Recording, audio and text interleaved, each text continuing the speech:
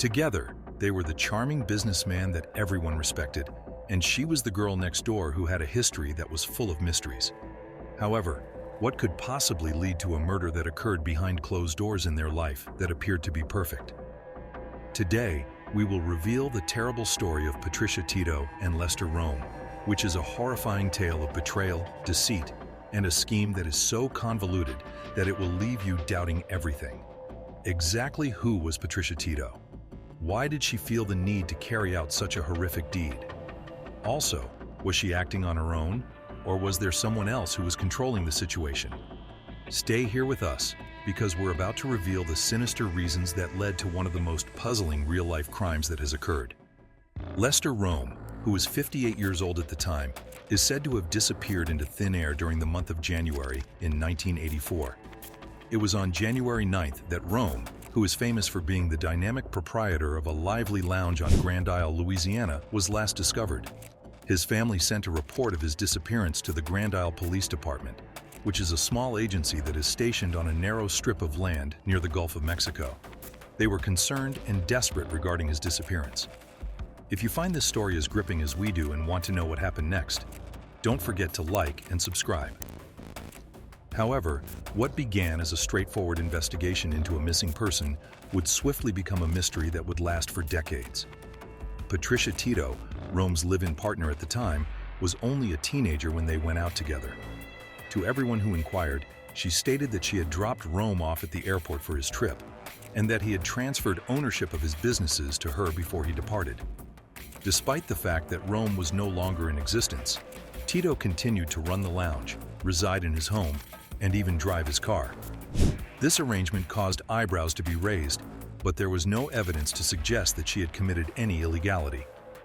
Everything started to fall apart as soon as Rome's brother arrived on the island.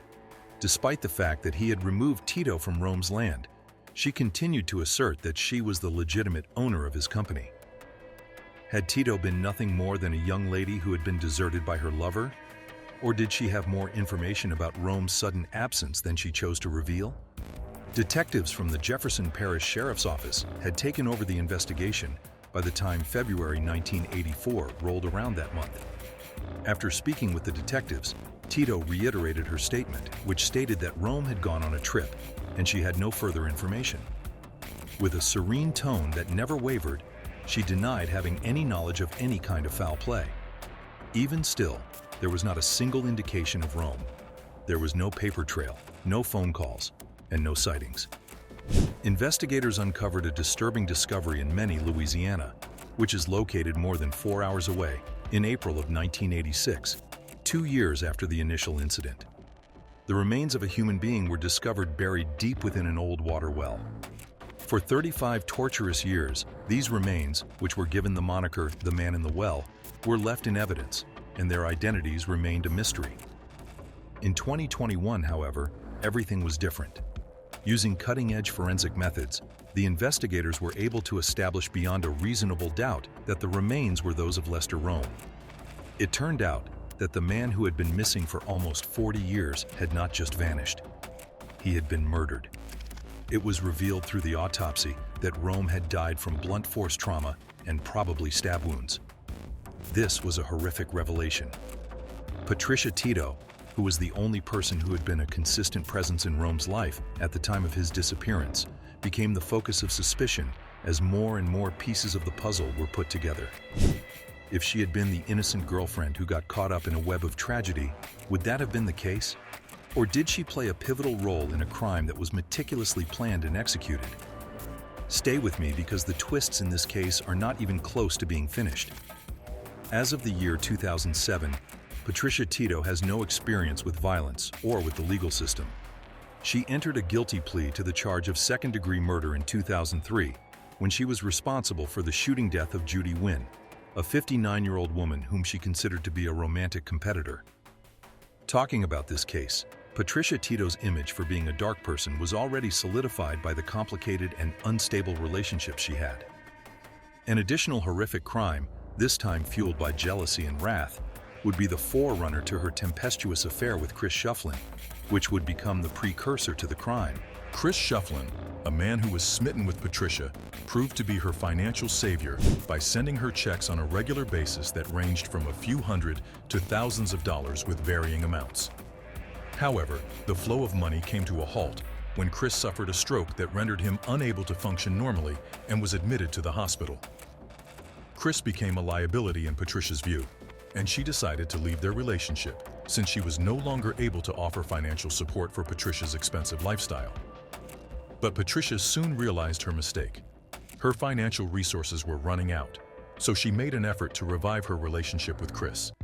However, she was disappointed to learn that he had moved on and was now in a new relationship with a woman named Judy Wynn. Patricia was pushed to her breaking point by this discovery. After that, Patricia started following the couple around obsessively, leaving voicemails that were filled with obscenities and threats of death. She went after Judy, vandalizing her vehicle by splattering it with paint and harassing her with threatening phone calls before she finally gave up. On August 31, 2003, Patricia attempted to intimidate Chris by leaving threatening messages on both his home phone and his mobile phone.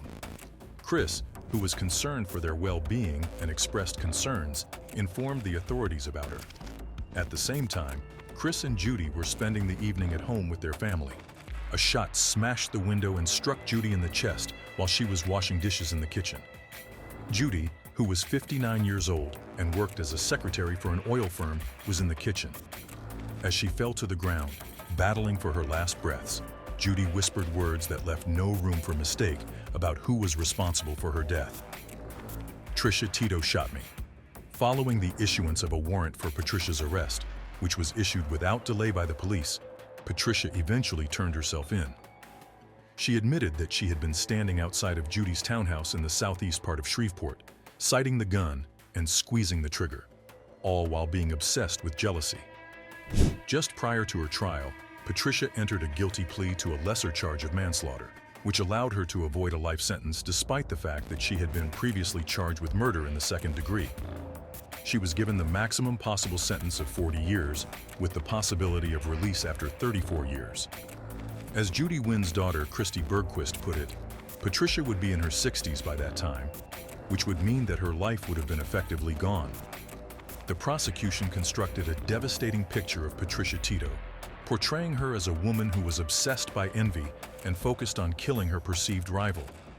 In court, voicemails that contained threats were played, which proved the poisonous nature of her conduct. "You just better sleep with one motherfucking eye open," one message said. "Let me tell you something, partner. I get a hold of Judy Wynn.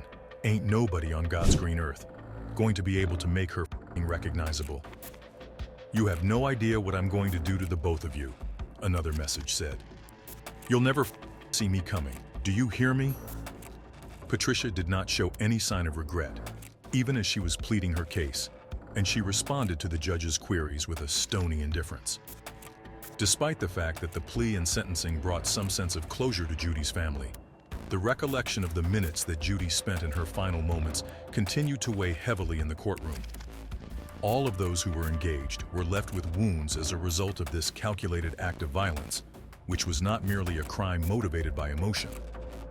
In spite of the fact that Patricia Tito's journey into darkness was not yet complete, this account demonstrates that her explosive nature had already claimed yet another precious life. The Sabine Parish Sheriff's Office reopened their investigation into the unsolved case of Lester Rome's disappearance after the grim aspects of that case rekindled their interest in the case. When the cops questioned Tito, it appeared like she finally broke down and admitted her guilt. In her confession, she admitted that Rome had been murdered on Grand Isle and that his bones had been moved to Sabine Parish, where they were disposed. Although it was a disturbing admission, there was more to it than that. Tito met with investigators from the Jefferson Parish Sheriff's Office in the spring of 2022 and agreed to bring them to the location where Rome had been murdered. Tito's meeting took place in the spring. A stunning twist occurred in her account when Tito asserted that she was present during the commission of the crime, but he placed the responsibility on another individual, namely Devin Avard Sibley. Sibley is said to have not only perpetrated the murder, but also fled Grand Isle after it was committed, taking Rome's remains with him. This is according to Tito. After further inquiry, it appeared that a portion of her claim was supported. According to the findings of the authorities, the well where the bones of Rome were found was located on a piece of land that had been owned by Sibley's family in the past. Tito may have been twisting the narrative in order to rescue herself, or Sibley may have been the mastermind behind the murder of Rome. The narrative of Tito became more convoluted as she returned to Jefferson Parish for the purpose of being questioned. She eventually told authorities she and Rome teamed up for a business relationship. He allegedly made several advances toward her, dismantling their business relationship. Tito said Rome was slain shortly after. At some point in the days preceding up to his passing, she intimated that their arrangement had broken down. What was the reason behind this, or was it a cleverly planned excuse?